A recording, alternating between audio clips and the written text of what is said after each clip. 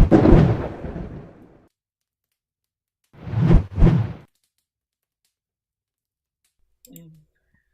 can't even imagine what we're passing in the last few days in Israel.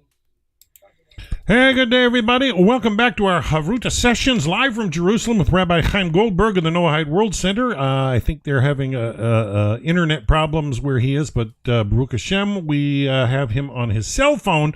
So let's just jump right in and say hello. And shalom, Rabbi. So good to be with you. We hope all's well with you and your family. And if you need me to pull up any passages, just let me know. Let's go step by step. I will say things by heart today, mainly. Maybe we will take out also a few things. First of all, I hope everybody is fine and everything is good. In Israel, we are passing a lot of it's an amazing era. I have nothing else to say. First of all, the war isn't finished yet. Trump said that the war finished. It's not saying that it finished. It's very nice that you have a dream that it will finish. And what's the name? The Hamas is not standing in their word, and they're not giving us the last bodies, and they're also trying to attack us from time to time. And we know today, or it's published, we knew it all the time. In Lebanon, they are preparing themselves to a big war against Israel with a lot of missiles, more than 10,000 missiles. And also in Iran, they're preparing themselves for a big war against Israel. So we have a nice time on this side, even though it's a bit more calm. It's not that our troops are fighting, day after day like it was before. So we have some sort of a few days of reassessment, that we are in those days, and it's good. After 2 years, it's good. But there is also a very, very, I'm sharing with you because it's climbing up. I don't know how much you know, but there is a very big debate inside Israel that started a year before the war. And the debate was basically big question about the deep state. Okay. Unfortunately, the left side had taken all the things that are related with the judgment, and they did a lot of things that some of them, you saw that it's not in the right way, and there was a lot of demonstrations against the right government that they tried to fix few things inside this thing. I'm saying this because there was also very, very, very, very big, huge. I think that I will say this. You will all say, "Oh, we know what you're speaking about." There's a very, very big thing. We have the people that came inside in the 7th of October, and they raped, they killed, they burned babies. They did a lot of horrible things, and we managed to take, something around 2,000 people of those horrible people. Now, all the last 2 years, we were very quiet. But a year, 2 months ago, a year ago and 2 months, okay, suddenly there was a very big occasion in Israel where the legal side of the army blamed few of the people few of the soldiers that they raped one of the prisoners. Now, there are no proofs for that, nothing. And it was a very big issue. And because of that, suddenly 2 days after they were being blamed, there was a film that went out, okay, to the public, through the media, through the very important media in Israel. And the film is said, okay, or they said with the film, we can see how they raped people, how they raped this prisoner. Now you can't see anything in this film, and if you're taking the film to laboratory, you see that the film is being organized, from two different times, day and night, two different days, whatever it is. And in the last year and 2 months, there was a very big question: who took out this film in the middle of the investigation? Because it's not allowed, in the middle of the investigation, you're not taking anything outside to the public. And nobody knew. Nobody knew. Now, with all of the indications that we had, it was the main part of someone from the army took it out, but a very high rank person, okay, took it out from the army. But we didn't have the possibility of proving it or something like that. Nobody had the possibility of proving it. Now, in the last 3 days, in some sort of a way, it went out who took it out. And it's someone really in a high rank. He almost committed suicide today. And the country, and it's part of the left side of the very deep, from the deep state, deep state. So now all the country, everybody is very. We are all shocked with everything that's happening. Okay, we think or we feel that there are parts or some of the Hebrew people fighting against us instead of against all the terrorist people. Okay, we are feeling that there are also some from the Hebrew people that are trying to fight against us, against the Hebrew nation, and it's really hard and sad together. So this is what we're passing in the last 3 days. It's really shocking. Everybody's shocked. Also the left side are shocked from what happened. Nobody can say that it was okay, and everybody's really shocked. I will say it like that. So first of all, that you will know what's happening in Israel. I don't know how much you know, how much you hear, and what exactly they're telling outside. But this is what's happening, okay?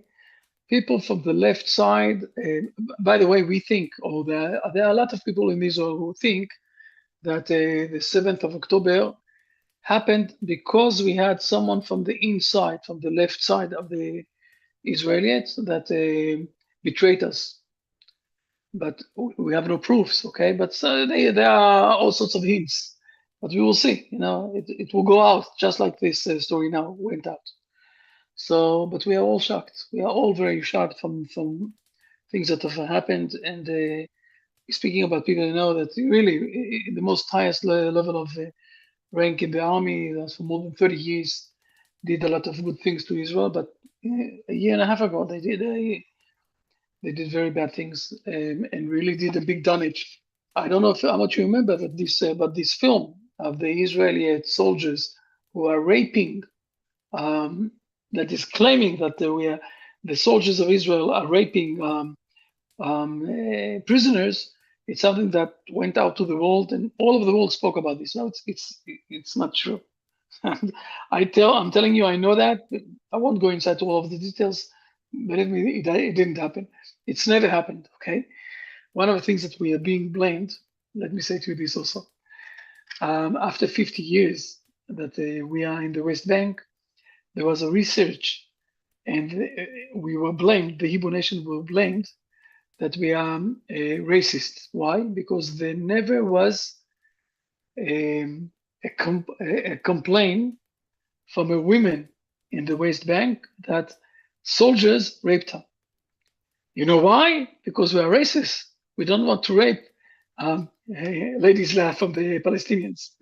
And there's a research about this. You can't believe how much people can be, I will say, out of the blue.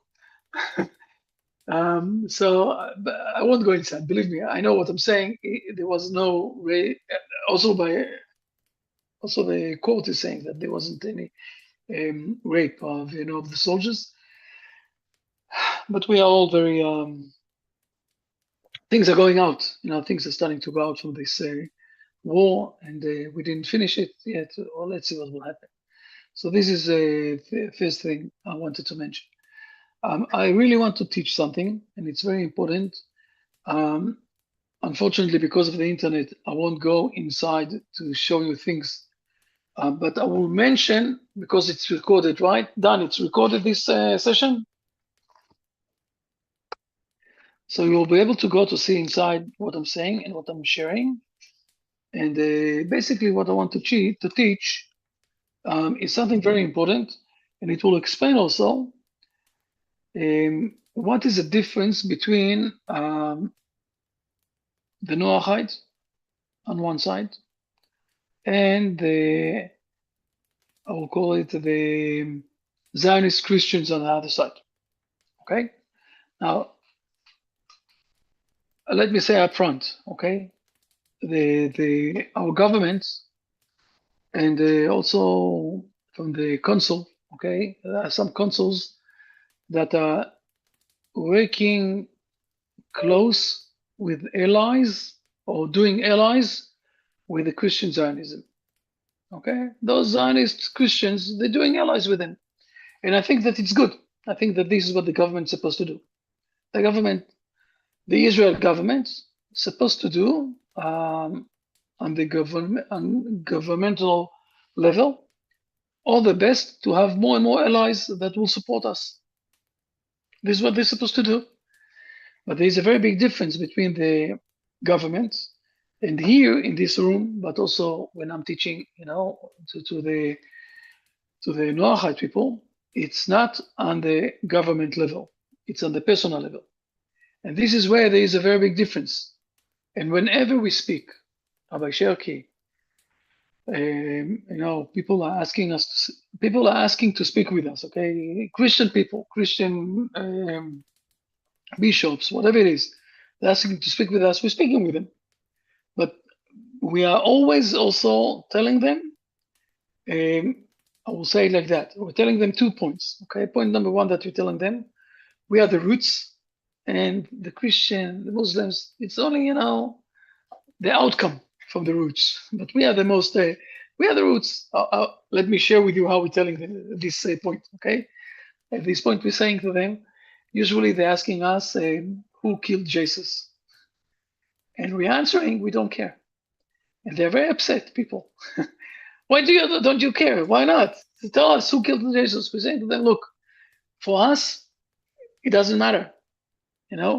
We are not defining ourselves if Jesus was killed, Jesus wasn't, whatever it is. We're not defining ourselves like that. We're not starting from Jesus, so we're not defining ourselves from Jesus. And they're very upset. And we're saying to them, look, we are the roots. We are starting everything. And you need the reference from us. So this is point number one that we're sharing with them. And the second point that we're sharing with them is that there are also, I would say, theological disagreement with them. Mainly on the inclination side, okay? Even if they don't believe that Jesus is God, and it's okay. Some of them don't believe that Jesus is God, fair enough. But they do believe that God became a human being. And this is something that we disagree. And we're always saying those points to the people. Even if we had a very good conversation for an hour or something, we're saying to them, and then we're concluding, we're saying, at this point of time, we're not going to fight because we are you're trying to be an ally with Israel, it's okay. But there will be a time that we will fight. And I want to go inside to this a bit more, so it will be clear and all of you will feel comfortable, okay? Because it's not that we're not speaking. We're speaking with everybody in this world, okay? We're trying. Okay, with the Hamas, we're speaking through the guns, unfortunately, because this is the only way that they want to listen, if they are listening. But or with the Houthim, in the Yemenites. But when someone is asking us or speaking with us about theological ideas and things, we have no problem to speak with him, okay? But you need to understand the difference, and I'm going to share this with you now through the Genesis. And I'm going to tell here a principle, and the principle is going like that. Each one of our fathers, okay, we had Abraham, Isaac, and Jacob. I don't know if you know, when Donald Trump was in the Knesset of Israel, okay, in the parliament, in the Israeli parliament, he was so, he loved to say, not to call Abraham Abraham with the B, but with the like it is, right? It's with the letter of the V letter, okay? Avraham. And he said, "Oh, it's such a nice word, Avraham, not Abraham, Avraham, or whatever it is." But each one of them, Abraham, Avraham, Isaac, and Jacob, they had two, I will say, different enemies in their era. Okay, one tried to kill them, and the other one wanted very much to replace them. Okay, those are two different, I will say, patterns of thoughts. Okay, the one that want to kill them, it's very easy to fight, but the one that want to replace them, it's much more complicated to diagnose and to understand how to deal with. So let me share with you, okay, with Abraham. With Abraham, it starts from the Midrash. We don't see it inside the book, inside Genesis itself. But the Midrash, okay, our sages are telling us that when Abraham was born, there was a very big king in this world. His name is Nimrod.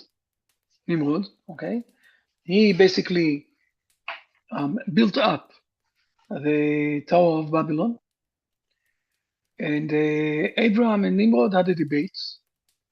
While Abraham said to Nimrod that he is not, Nimrod said on himself that he is the creator of this world, that he is God.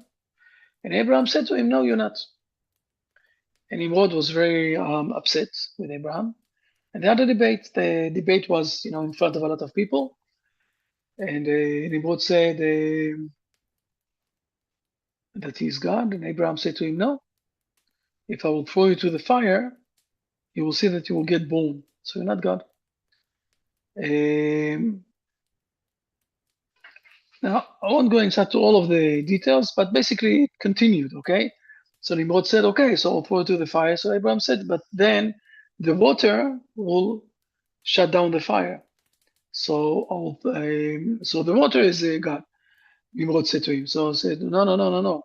But the water, it's on the clouds, and the wind is moving the water. So the wind is God.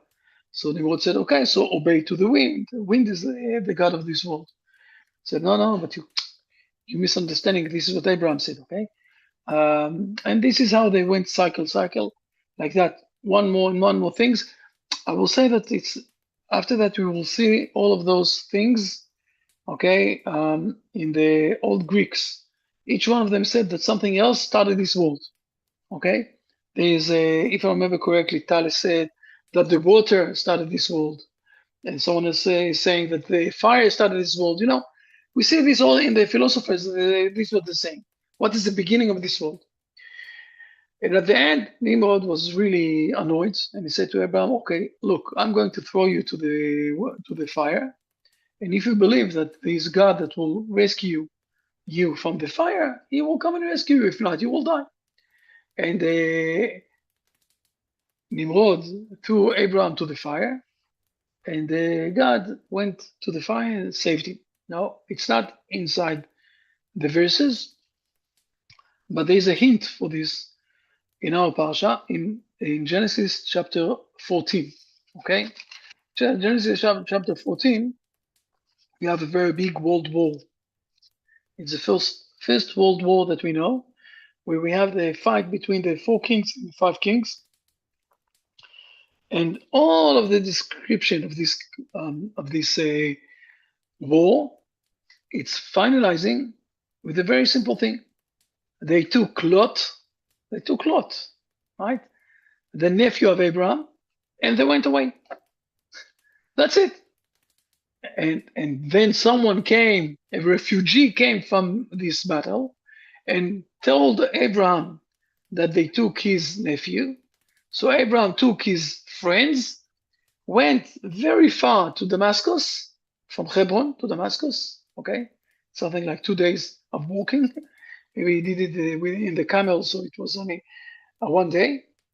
And they fighted against those kings, and they took back Lot. And our sages are saying when they're reading the names of the kings that one of them was Nimrod. Now think for a moment about those days. Well, Nimrod, we all know that he was very similar to Abraham. In a moment, I'm going to show. I will say, maybe I will read this verse so you will know it. Okay, there was a fight between the handsmen of Abraham and the handsmen of Lot. Okay, and then Abraham is saying to Lot, this is in chapter 13, verse 8. Please, let's not have a fight between us because we are brothers. And Rashi is saying on the place, again, Genesis 13, chapter verse 8, and it says we are brothers, and Rashi is answering straight ahead saying we are very similar in the look of the face. Now, when you understand that, you see that when Nimrod came to have a big fight in this place that we call Sodom and Gomorrah, he did it basically because he heard that Abraham is there. He didn't know to differentiate between him and Lot. He captured Abraham in his eyes, and he said, I'm going to kill him in my place, after he did to me a lot of hard things, hard time. And this is basically the fight, because they are similar. So we have Nimrod that wants to kill Abraham. He wants to kill him. At the end, Abraham is managing to give him a fight and to take back Lot in chapter 14. So this is the one who is trying to kill him. If you will go, for example, to Isaac, we will see that Ishmael is trying to kill Isaac. If we will go to Jacob, we will see that Esau is trying to kill Jacob. Each one of them had someone, that wanted to kill them. Fair enough. But let's understand for a moment the issue of the one who is trying to be similar to Abraham, and he's not really managing. And it will teach us about also the Zionist Christians. Okay, what exactly, or where exactly it's being written that they are brothers? And we mentioned this thing, I think, a few times in the last few years, that Abraham, he is trying to fix one of the biggest problems that started from the beginning of the history, where the brothers are fighting and Cain is killing Abel. So now Abraham is saying, look, the fight is starting, let's get separated. Okay, one of the ways how to solve the problem of the brotherhood, so they won't get killed one each other, they won't kill one each other. Fair enough, but let's read for a moment what Rashi is saying to us.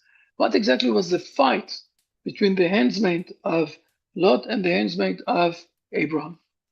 So Rashi is bringing it. If you will open Rashi for a moment, Dan, you will see it inside, and you can read it with Rashi inside. It's in Genesis chapter 13, verse 7. Please, if you can read the Rashi for a moment. Okay, verse 7 says, And there was a quarrel between the herdsmen of Abraham's cattle and between the herdsmen of Lot's cattle, and the Canaanites and the Perizzites were then dwelling in the land.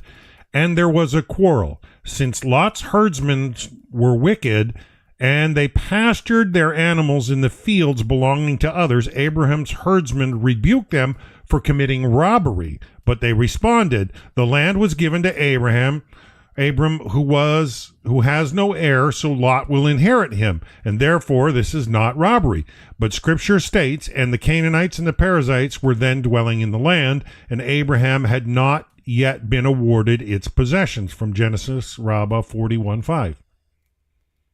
Okay, so we have a very interesting situation where the handsmaid of Lot basically are saying, and I don't know, it's hard to say that they said it by themselves. Most probably they heard it from Lot, okay? They heard that they are going to inherit Abraham.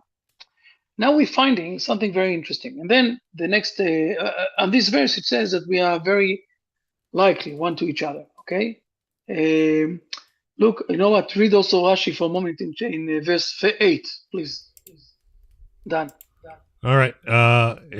Verse 8 says, Abraham said to Lot, Please let there be no quarrel between me and between you and between my herdsmen and between your herdsmen, for we are kinsmen. And Rashi says kinsmen, meaning relatives, and according to the Midrash Agadah Genesis Rabbah 41:6, they resembled each other in their facial features. Okay, it's like they're very similar, but it's not the same. Now, what happened there? Abraham is getting a promise, from God that he's going to inherit this land. But Abraham understands he's 75 years old, according to the verses. Okay, and he understands that that he have a lot of cattle and a lot of he is very wealthy. It's not saying that he's supposed to inherit the land now. He is waiting to have a son, that his grandson, will inherit this land.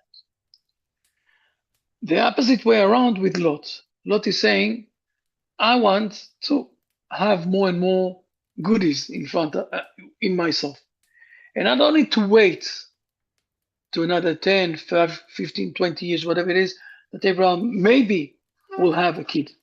He doesn't have kids, so I'm going to inherit him now. And I want those things now. Okay, so we see that there are two, I will say, they are similar in the ideas. He wants to inherit Abraham. He wants to replace him. He's saying Abraham won't bring anything, so I'm going to replace Abraham. But his intention, his ideas are in a different way of Abraham. While Abraham have the patience, I will call it, to wait until the time is coming that he will inherit this land, if not him, his kids, whatever it is. Lot wants now all the money. I have no patience for something else. So his, I will say, intention is different from Abraham. He doesn't want the land for having connection with God, just like God said to Abraham, you will inherit this land because this is a place where I'm speaking with the human being, where I'm giving prophecy. Lot wants this place for his money, for being more wealthy, whatever it is, and he doesn't have even the patience that Abraham will pass away and then he will inherit Abraham. So if we're starting to think about this situation, he have different intention in his behavior. While Abraham have the patience and he wants to have the connection with God, Lot doesn't have patience and he wants something else. He wants to be more wealthy. I will call it like that. Okay, to get the things now in his eyes. Okay. Now let's go for a moment to the Zionist Christians. Okay, with your permission. They're saying to us very, very interesting thing. They're saying to us, look, we want very much that you will be a strong country. We believe in the Zionism. Okay, fair enough. But when you're starting to peel it off, you're starting to ask them, what do you think about the Sefer of Enoch? No, okay. What do you think about the days where the Messiah will come? Whatever it is, and they're saying to you, at the end, the Messiah will come. The Messiah will come, and all of you, the Jews, are going to become Christians. And for that, what we need that you will be very strong, because as more that you will be strong in this country, the Messiah will come and we will replace you. Okay, it's reminding me the behavior of Lot. He doesn't want the reason that he wants the country. It's not because God is sitting here in this country and he wants to be in the spiritual side to have connection with God. He wants this country to replace Abraham and to have more, say, money in his bucket. Okay, there's something else. Now, again, I'm saying on the government side, very nice. Excellent. Do allies with whoever you can do allies. Today, I will say, the American government, okay, the United States government, is assisting the Hebrew nation. Great, excellent. Ask them, be part of them, do allies with them, promise them things, they will promise you things, whatever it is. But on the personal level, when we're starting to speak with the Christian Zionism, with those who are helping us and want very much to assist us, whatever it is, But when you think, when you seek inside, when you're starting to speak with him, and you understand that they want to replace us, they want to replace what we believe. They want to replace. They want to bring the world to become all of the world to begin to believe in Jesus, not to believe in the one God. Fair enough. So this is where we need to say, with all of the respect, we believe in something else, and we're not going to be replaced, just like Abraham wasn't replaced. Okay, and I'm saying this also a lot of times. If after 2,000 years, where we were all the time being demolished, being chased, being killed, I can say a lot of hard words, that happened in the last 2,000 years, and we didn't change our belief, and we believed in God. Don't think that when we came back to our homeland, like the promise of the prophets, now we will change our minds. It won't happen. It won't happen. So I'm saying again, those Christian Zionism are very nice people. I know some of them. I have connections, with some of them. But on the other side, I'm very careful because at the end, I understand that I'm today, okay, the Hebrew nation today is fighting against two different kinds of people. One kind is those who wants to kill us. This is mainly, we will say, the Hamas, the Houthim, the Hezbollah, the Iranian people. They want to kill us. They're preventing buying, organizing weapons. They're trying all the best to kill us. Thank God he's helping us and they're not managing. But there are also those who are saying to us, very nice, they are hugging us now. It's called the bear hug, They're hugging us now. They want us very much to be part of them. They are supporting us, whatever it is. But if you dig inside to the intention is something else. And the intention is basically or mainly for them. Now, I know that now what I'm saying here is on the internet, and there will be people that will be a bit upset with me. I'm sorry. I'm really sorry. But the truth is much more important than, being nice or not being nice or I'm saying the truth. Now, it's not because of that I'm not teaching them or I'm not speaking with them or something like that. But on the other side, we need to understand. We need to understand exactly, we need to be within open eyes and to understand exactly what's happening and not to say about ourselves those to be polited and not to say the truth. The truth is more important. And when we say the truth, we can also, with this issue, continue to progress together until the right side, until the right time. And this is something that I've learned from the years of Abraham and the things that he was supposed to all the time to have debates, because Lot will continue on. He is going to Sodom and Gomorrah, and we all know what's happening at the end to Sodom and Gomorrah. And he decided, when he chose to go to Sodom and Gomorrah, he showed that his intention is more for the goodies and not for the spiritual side. He didn't care for the moral side of his behavior. He went there. So, he left Abraham, the most moral person in this world, and he moved to Sodom and Gomorrah, that they were not moral. So we're starting to realize that maybe he is similar to Abraham. He looks like Abraham, but he behaves in a different way. So to call yourself Christian Zionism, but on the other side, your intention and behavior is a bit different. Fair enough, until here. Now, don't try to confuse me. I'm not confused. Who sent me a message? Yes. Who's running it? Angela. Yeah, you're more than right. I'm not saying no. Here it is. Martina. Okay. Fascinating book. A must read.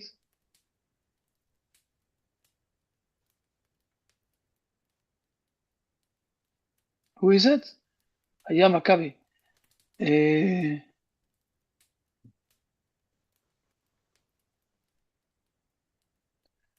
I don't know exactly what is this book, Revolution of Judah in Judah.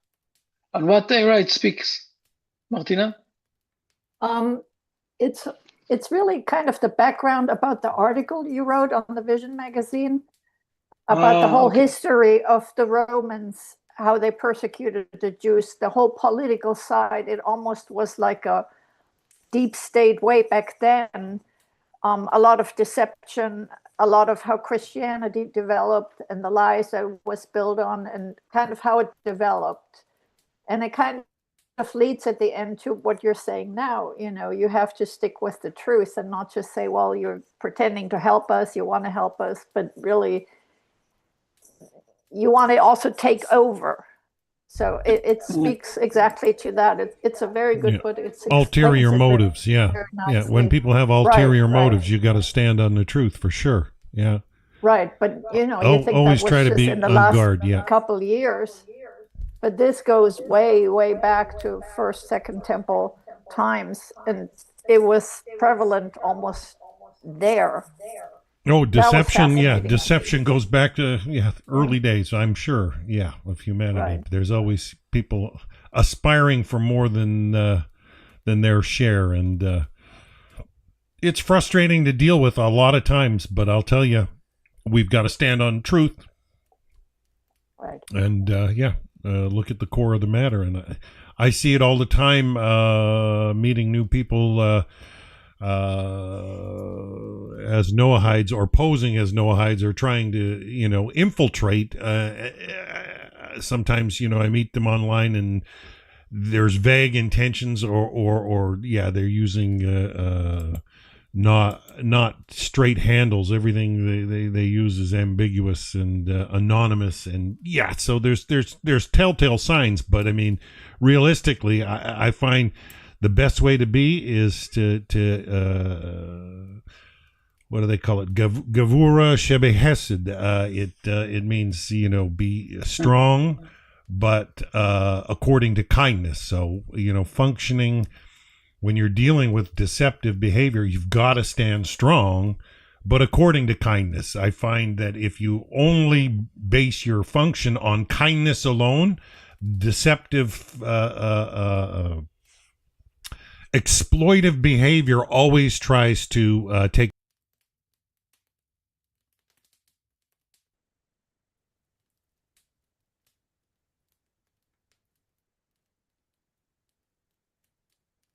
I lost you.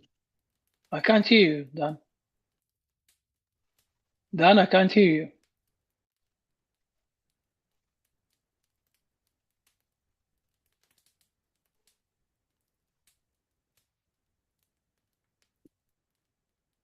Can't hear you, people. I'm sorry. I don't know what happened.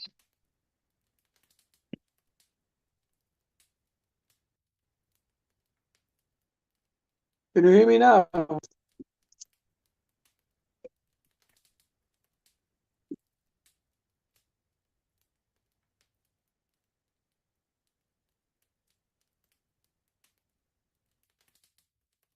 Check. Can you hear me now? Oh. Now I can hear you. Yes, now we can hear you. Yeah, I'm so sorry. Since I've updated to Windows 11, my driver updates sometimes get a glitch and I have to reload. So, it shuts my microphone feeds off. So, nonetheless, I was seeing you the whole time. But, my point was just trying to deal with exploitive behavior is never an easy task because people trying to exploit things are deceptive in their practices, and they're trying to do what they do for gain, just like your story's telling us here. And so the response has to be a strong response, but according to kindness. In other words, not just strength. Might doesn't make right, but strength according to kindness is the proper way to function. It's just never easy because people don't make it easy. Some people will, when they're exploitive and they just want to take advantage of scenarios and looking to exploit resources. And I think your point with the Christian Zionism is, they're posing as a friend, but they have ulterior motives, and the whole intent is to push some might on their archaic ways, and it's not according to truth. So you have to stand strong on the truth, and but Hashem is good, and as we see in the story, Abraham ended up warring with the kings and won, and he freed Lot, and this is true about Abraham. Again, it will happen again with Isaac, where Ishmael is trying to kill him, and Abimelech. Okay, and there are a lot of things there that Abimelech is trying to replace him. And it will continue back in Jacob, that he needs to fight against Esau that is trying to kill him on one side, and there is Laban, okay, the father-in-law, that is trying to replace him. He's not giving him the possibility of building up himself, and he's trying to replace him. And for all of those, we have, of course, resources, and everything is explained inside the Bible also. And it's teaching us also how to always to understand who is trying, in what way, or to be very, very careful when we look on things, okay? And this is where I'm saying more than once, I said it, I think that I also mentioned the verses in Isaiah about the allies, okay? Those who are becoming part of the Hebrew nation by becoming a Noahide. And this is why people are asking me all the time, why do we need to do the pledge? This pledge is something, is a statement, okay, that you putting yourself under one, I will say, some sort of a framework, okay, that you're defining yourself, just like someone is getting married, okay? Why is it supposed to do a ceremony?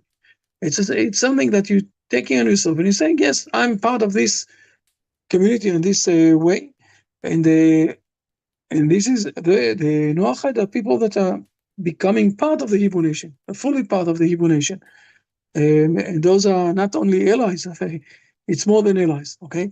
Fair enough. I think that this is enough for tonight, especially that I don't have internet and it's really annoying me. But I managed to speak with you. Next week, yes, 2 points done. First of all, I spoke with Yuda. He will contact you and he will organize the meeting between me and with Rabbi Shulman. Yeah. Yes. And secondly, I will send you this week the new link for we're moving on from to Google Meet. To Google Meet. I will send you the new link. Okay, when we'll have the internet, I will send you, and we will start the Google Meet. It's a different platform. We need to understand it, but we will manage. We'll make it work. We'll work through it. Work with it. We so appreciate you sharing the Torah to Bnei Noach from Jerusalem, Rabbi. It means a lot to us. Does anybody in the chat or in the Zoom meeting have any comments or questions they want to add to the Rabbi while we've got him? Martina, Anne, Vincent, Helen. Helen, smile a bit. Yes, oh, excellent. It's hard for her to smile. You know, maybe most of the day is dark. Things like that in your place, right? Oh, wow. Go to Vincent. There is a light there. Well, joy to be with you. Rabbi, we're praying for you and all Israel, and we wish you well.